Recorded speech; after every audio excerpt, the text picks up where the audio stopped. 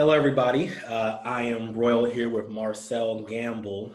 This is the Soul of a Writer podcast, just highlighting Black speculative fiction or independent writers and creators. So I have Marcel here. He is an independent writer. He's written the book, Guess What I Can Be. It's a children's book. And you won't believe how many copies of those books that he's sold in the past 2 months or so, all independently from his own website. So Marcel, man, just tell me a little bit about yourself, man. Hey, my name is Marcel Gamble. I started writing when at the age of 12. I really came into the world of writing uh, because I wanted to talk about my experiences growing up in the inner city. There were a lot of things going on, such as drug dealing, prostitution, um, just violence, and other things of that nature. And I wanted an outlet to speak about that. So that's why I started picking up a pen and writing poetry about that, man. And that poetry caught the eye of a few different people. One of the people that gravitated towards that work, she was the owner of a local newspaper publication. So in 10th grade, she offered me the opportunity to branch out and start my own column, a weekly column, because she wanted me to reach out to the teens that were around my age and older than me, and speak to them and influence them to make wise choices, um, even dealing with certain things that they had to deal with, and facing different adversities that they had to face. So I took her up on her offer, man, and I decided to start writing that column, and I did that. I want to say on and off for about 7 years or so. Wow. And then from there, I just branched out. I started writing books. I started writing for a couple different entertainment magazines. Um, I started interviewing a number of different public figures. I want to say recording artists, actors, writing, anything that had to do with writing. I pretty much branched out, and I just did it because I loved it so much.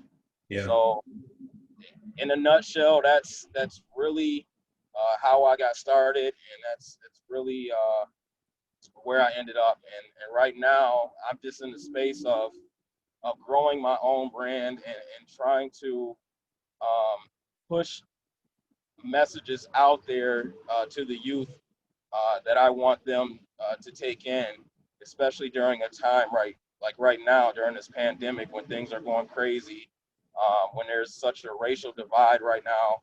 I just want to give them positive messages and give them hope, and let them know that they can push through this and they can still follow their dreams even in the midst of this craziness and chaotic times that we're facing.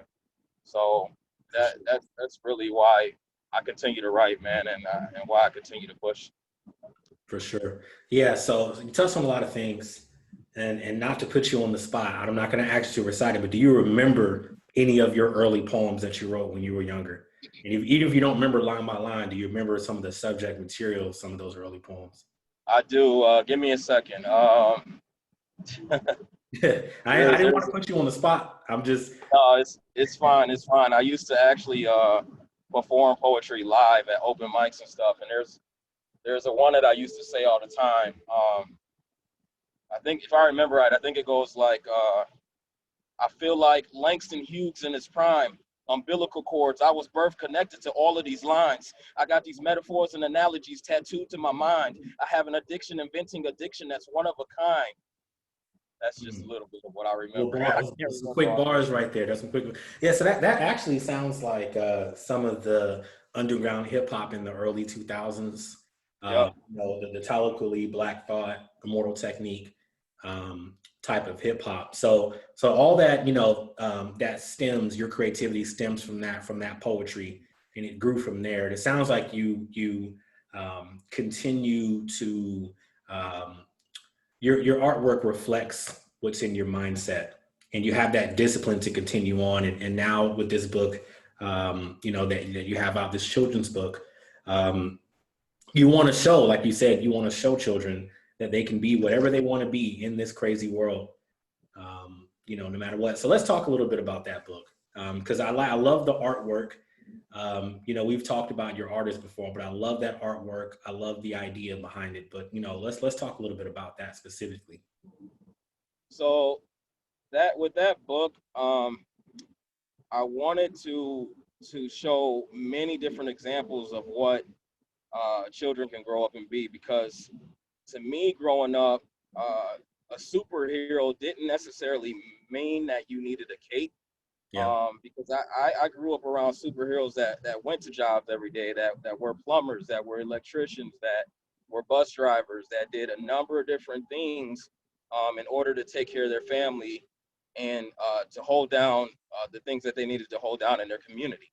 Mm. So those guys and ladies, to me, were my superheroes. So I kind of wanted to just share that with the upcoming generations. I wanted to let them know that honestly, if you push uh, towards your dreams, and if you remain focused, and if you set goals for yourself, you can be these things. And I wanted to also highlight careers that aren't normally talked about in the discussion when careers are brought up. That's right. Like, yes, I have the career of a doctor in there. Yes, there's a career of police officer in there. Yes, there's many other different careers, but I also have the career of an environmentalist in there. I have the career of an artist in there. I have the career of a dancer in there. So these are also things that can be positive outlets for children to go into. I don't want, I don't ever want to tell a child that they can't pursue a career just because it's not a popular option. Yeah. So that was my whole point behind creating this book, because growing up, I love my parents dearly. I love everybody within my community dearly, but the narrative that was shared with me on a frequent basis was that you go to college, you get out of college, you get a good job, and life is great. Yeah. Okay. Well, the problem with that, and why that's problematic, is because college is not for everybody. Um, will I encourage my kids to pursue college? Of course, but if I know that that's not a route that will work for them necessarily, I'm not going to force them into that. I want to let them know that there are other outlets that they can pursue that doesn't necessarily involve them having to go to college for a number of different years, because they might not have the necessary funds to do so. Hmm. B, those type of resources might not be available for everybody to pursue those different options when it comes to colleges and different educational programs when it's time to get into that. Hmm. Okay, I can respect that, and that's something that powerful. I remember some of the books that I read as a child. One of the early books taught me about manners. And just not wiping your wet hands after you wash your hands on your clothes, or speaking sir and ma'am to people, etc. And that kind of carried over into my mannerisms as I got older. So you creating something like that, telling a child that they can be kind of whatever they want to be, or the non-traditional career paths they can choose, because there are some kid who might have an interest in forestry, like you said, or environmentalism, and they see that, in a book, especially with illustrations of Black boys and girls doing that. That's something incredibly powerful. So hats off to you for creating that, man. I mean, you're probably going to inspire the next generation, or even two, of young kids to grow up and do what they want to do. So hats off to you. I appreciate that, man. That's really the main goal behind it. Just letting them know, like, it's okay if you want to be a trash man, that is okay. Oh, If you want to be a zookeeper, that is okay. I just want them to know that if that's something that's truly on their heart and that's something that they're passionate about, that they have every right to pursue that. And I'm glad that there's a lot of parents right now that's buying this book for their children, because that lets me know that they feel the same exact way, yeah. which is huge, which is definitely huge, because before I always thought that the only route that people could mainly take was going through college, getting a degree, and then being successful at what they do. Like for instance, my 9 to 5 has nothing to do with what I went to college for. Absolutely. Absolutely. Okay. My extracurricular things that I do on the side, as far as film and books and everything go, that's mainly what I went to college for. Yeah. So I, I just don't want kids to get the impression that just because you go to college for a certain thing as well means that you're going to end up doing that particular thing, because that's not necessarily true either. Yeah. So 100%. So let's talk about, this book, how you wrote it, and then why did you choose to go independent? That's the main thing. Like I said, so you sold, as of what, yesterday or 2 days ago, 350 copies of yep. that direct to consumer via your website. So let's talk about that. Why did you choose that route? Have you ever gone the Amazon route? Have you ever gone, the publisher route, or tried to seek out, or seek out an agent, etc.? Let's talk about that. Yeah, man. So direct consumer, this is really my first time actually going that route, and there's a number of different reasons why I chose to. I have gone the Amazon route before. There's nothing wrong with going the Amazon route. I just wanted to have a lot of control over the release of the book, and the different phases I would have to go through as far as having a finished product for consumers to take, so that I know exactly what I need to do for the next one, because this is a part of a series. Okay. Okay. Um, and I follow a lot of people that do direct to consumer a lot. Uh, Eric Thomas is one. Yes. Master P is another one. Mhm. There's a bunch of I guess influencers, if you will, that are out there that have done this route before, and that have become very successful doing it. So I just wanted to give it a try, man, and it's been received very well. I put the book out on the website, and pretty much I just share the link. It spreads. I share it in different writing groups on Facebook. I share it in different social media platforms, and it's been working out well, Organic. man. And It's I all just, organic. yeah, I really wanted to do it because I wanted as well, for those funds to be immediately available for me, Mhm. or to me, because I wanted funding to be able to do marketing. I wanted funding to be able um, to print as many copies as I needed, as I went along during this journey, um, and I wanted funding for other purposes as well, to promote the book. And going the Amazon route, if I remember correctly, you have to sell a certain number of books, and I think you're only paid quarterly, um, and it's like you're not really in control of the funding that you get from selling your book. Mhm. Um, it's just a completely different beast, man, and it requires a lot more work than just, I guess, posting your book on Amazon and sitting back and hoping that it sells. Mhm. Because even if you do have your book on Amazon, you should never do that, because there are thousands of books on there, and just because they're on there does not mean they're going to sell if people don't know that they're there. Mhm. Okay, and that's a hard lesson I had to teach myself, because I released a book back in 2013, and I did just that. I put it on Amazon, and then I just kind of walked away from it. Um, well, that didn't do the book any good. I I, I don't even think I sold 100 copies of that book, to be honest with you. Wow. Um, because I didn't promote it, I didn't market. I honestly thought that Amazon was the answer, and that was going to sell me thousands of copies of that book. Mhm. Amazon doesn't market for you. Amazon does not push your product. You have to uh, do that yourself. You have to be behind your product. You have to answer questions about your product. You have to um, talk to consumers, tell them why it would be beneficial for them to buy your book. Get that book. Yeah. Okay.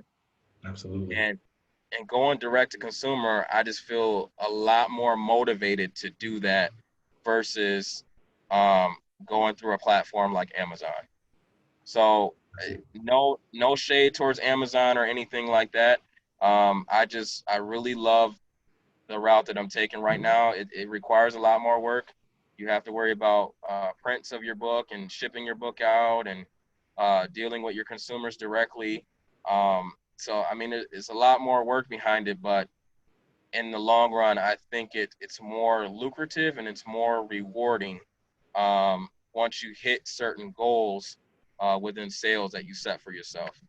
I see. I understand. You mentioned Eric Thomas and Master P, and I think in business in general for Black people, there's a movement to go more independent now because we've seen what has happened when we let institutions kind of control our product and our image.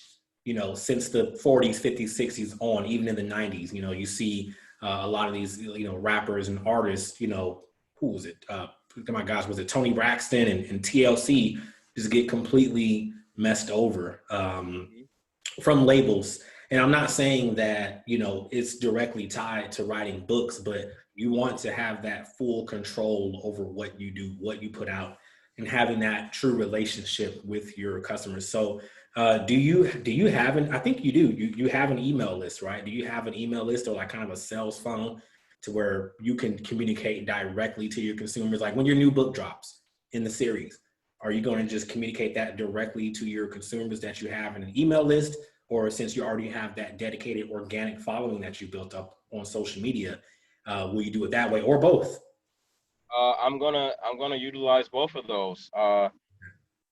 That was another major reason to why I decided to do my own website this time around as well, because each time someone buys a book or a film or whatever I may have on my website, it leaves their email, Mm. it leaves their phone number, and whatever other contact information that they decide to put in there.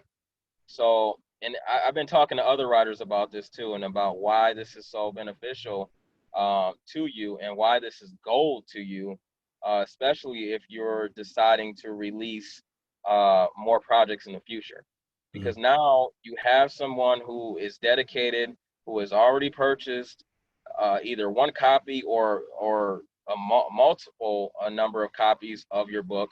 So you know that this person is definitely a consumer of yours. You know that they uh, they support you and they like your work. Okay, so this is less work that you have to do for your next release. Right. Do exactly what you just mentioned. You put together a nice little email regarding your upcoming project.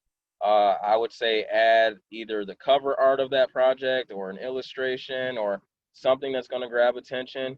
Um, you don't have to do a two-page letter. Maybe one or two paragraphs saying, "Hey, guys, this book is about to be available. Right now it's available for pre-order. um I saw that you purchased the last one. Well, here's the next one in the series." Boom.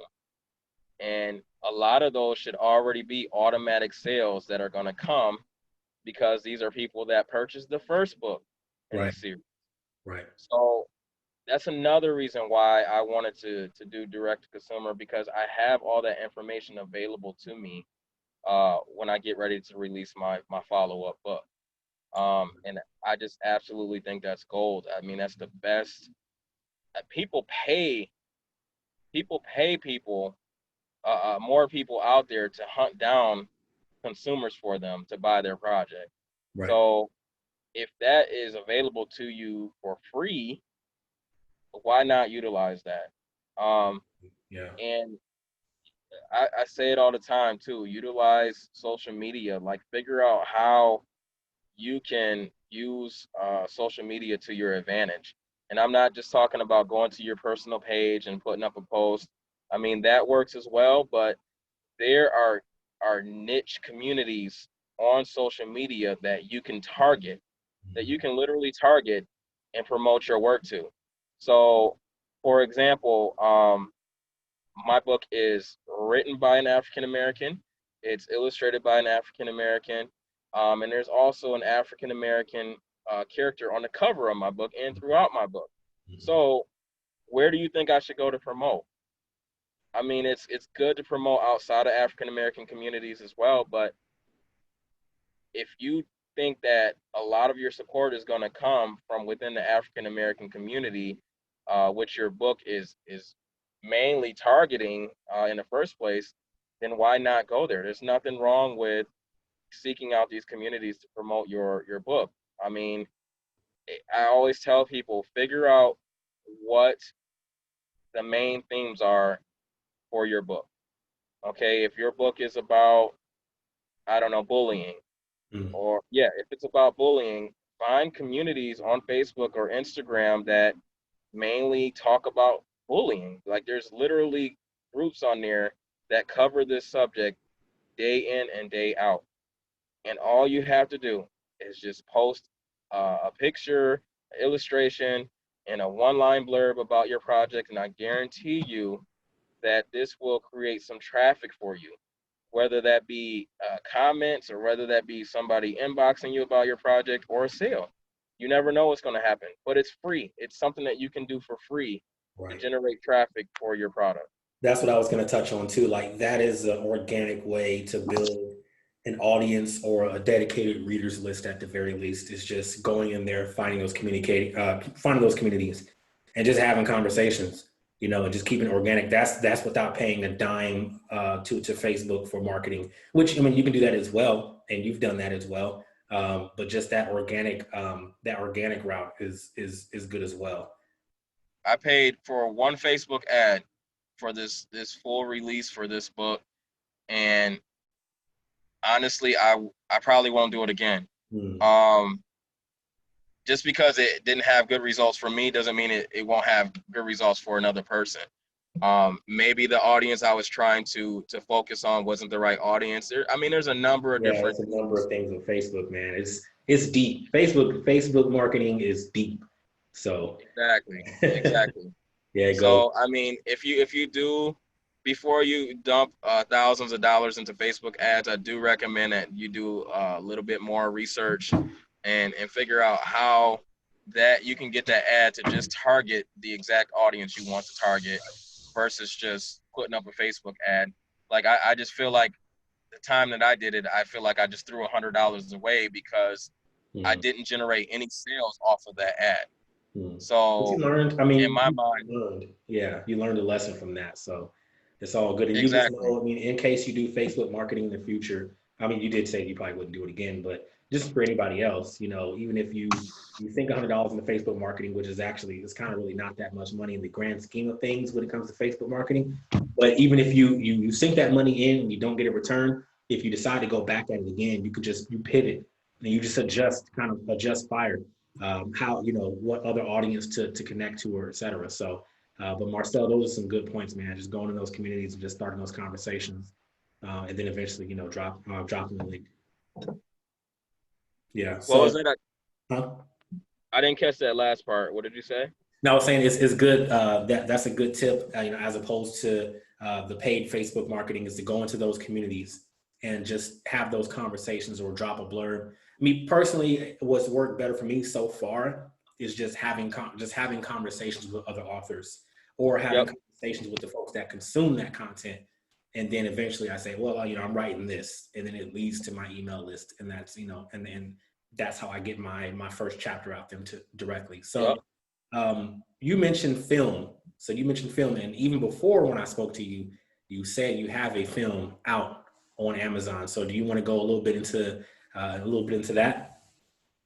Yeah, man. So I want to say I love creating and writing books, but I want to say my number one passion is writing and producing films.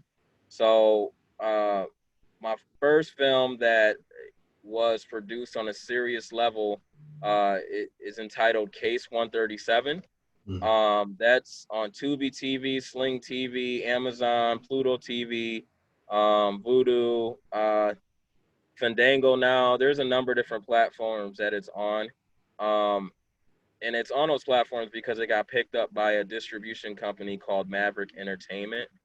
Um, which was a great experience for me. I mean, it allowed me to gain exposure. Um, it allowed me to learn the necessary steps I need to take in order to build funding for a film, in order to find talent, to lock down locations. It just gave me insight on everything that needs to be done when you are independently producing a film. Um, it was a crazy experience, man. A lot of ups and downs. I'm not even gonna lie and say that it was all glitter and gold, because it wasn't. Especially when you're working with a smaller budget. I won't disclose exactly what the budget was, but it, it was nowhere near $1 million. Let's just say that. Um, but after the film was done and everything was said and done, nobody knew what budget I was working with. And that's what I wanted. I wanted to get my messages across, but I also wanted a product that would be able to compete with films that did have budgets of $500,000 or $1 million and whatnot. And because it caught the eye of distribution companies, I think I succeeded in that, in doing that. So But what's the inspiration behind Case 137? What's the story, and how long did it take you to film it, or at least from writing the screenplay all the way to the final cut? so I wrote Case 137 back in 2015. I was working third shift in a factory, and a lot of the jobs at that factory was just it just um, all I was required to do was just stand on a line and watch products go down a conveyor belt. Mm, So as I was doing that, I had sticky notes, and I just wrote this film on sticky notes. wow. Um, and I would come home every day and transfer my notes to my screenwriting program. So uh, the inspiration behind the film is during that time, if I remember correctly, there were a few cases of injustices. There was Trayvon Martin, Michael Brown. I think Freddie Gray was around that time. There were just some high-profile cases about police brutality and about young black males just being uh, pretty much, man, murdered for no reason. And I just had a lot of anger built up. I had um, just all this animosity built up, and I wanted to do something about it. I wanted to change the narrative, because in a lot of these cases, the families of these men were not receiving the justice that I thought that they should be receiving. So I wanted to write something um, about this experience, but I also wanted to change the narrative. Mm. So in Case 137, I do have a black teen male that is murdered by law enforcement. Um, but you'll find out in the film that the family eventually gets justice for the the crazy act that was made upon this young man. So that was my whole purpose behind creating the film. It was all driven just off my passion, just to conquer this racial divide, man, and try to figure out solutions to real life problems that we were having at the time, which we are still having Still having. in this current day. Yeah, Maybe even worse than they were back when I wrote the film. yeah. So I wrote the film. I actually put the film on the shelf because I talked to a number of different producers. They told me that it was going to cost anywhere from $40,000 to $60,000 to produce this film. Well, here I am, a guy that just works at a factory. There's no way that I can pull $40,000 to $60,000 out of anywhere to produce this film. So I sat the film, I put it on the shelf, and I just kept writing other projects. And then um, a year after that, I actually ran into some other filmmakers um, that shared with me that they had been producing their own films. Mm. And these were guys just like me that were still working 9 to 5 jobs and still had the ability to do this. So I picked their brain, man, and I figured out what needed to be done in order for me to do the same, and I did it, man. I found the talent, lockdown locations. There was a number of different things that I had to do to make it happen, but I'm glad that I did. That's dope, man. And like the story is inspirational, man, because it's just straight up determination. and just Exactly. hustle and grit. Like you were working a 9 to 5 job in a factory and you wrote a screenplay essentially on sticky notes. Like that is amazing. And then, transferring it later on, but that's amazing. A lot of people would just be like, oh, well, I just work this job and that's it. Yeah, I can't do that, man, because my mind won't let me do that. I have too many, I want to say, ideas in my head, um, for film projects and book projects that if I don't get them out, if I don't get them to print, I know that my mind will explode. So Right. it's better for me to just pursue them, and that's just what I do, man. It takes a lot longer. Like if I, for instance, if I had $1 million budget, um, I'd probably be able to produce, I don't know, anywhere 10 films with that Right. Right. type of budget. And there's movies that get that budget for one film. Yeah. So I just found a formula, man. I found a great DP, and where I'm located, I found a great composer in New Mexico, and I've just been networking and building with other people so that I can repeat this formula again. And coming up here in the near future, I think that's exactly what I'm going to do. We're looking forward to it, man. So just wrapping up, Marcel Gamble here, guys, just independent writer, extremely focused, determined, has an amazing children's book written by a Black man, illustrated by a Black man, and has Black children on the cover and throughout the book. Guess What I Can Be, powerful book. You can order it directly on his website. I will post it in the show notes. Also, Case 137 is on Amazon. You can get that as well and watch it. So Marcel, do you have any parting thoughts, man? Any words of inspiration, words of wisdom that you can give before we close out this podcast?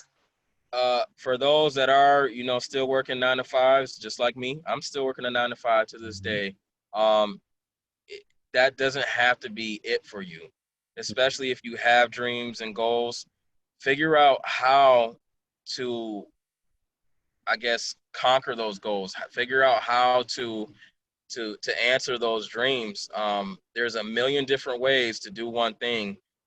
Just because Hollywood does it a certain way, or just because somebody with larger budgets or deeper pockets does it one way, doesn't mean that you can't do the same thing. It just means that you might have to put in a little bit more time, a little bit more grind. Mm, Um, but there's ways to go about getting your goals achieved. Uh, a big thing that you can do is search out somebody who's already doing what you want to do, and just pick their brain. Just ask them, say, hey, I got a few questions for you. How did you do this? Or how can I go about doing this? Or, I mean, it's nothing wrong with picking up a mentor uh to get closer to your goals. I actually recommend that all upcoming writers find uh a mentor, uh especially somebody who's already done what they are trying to do, absolutely. because they can literally help you build the blueprint for you to be successful. So yeah, man, that's really the insight that I have. That's really the encouragement that I have today. But you can follow me on Facebook. I'm usually dropping more encouragement there as it comes to my head. So Absolutely. yeah, Well, thank you, Marcel, man. I appreciate you coming on the show. This is episode 2. You can, like I said, you can follow Marcel on social media, and he's always dropping gems. That's exactly how I found him. So thank you all for tuning in. We'll see you next week.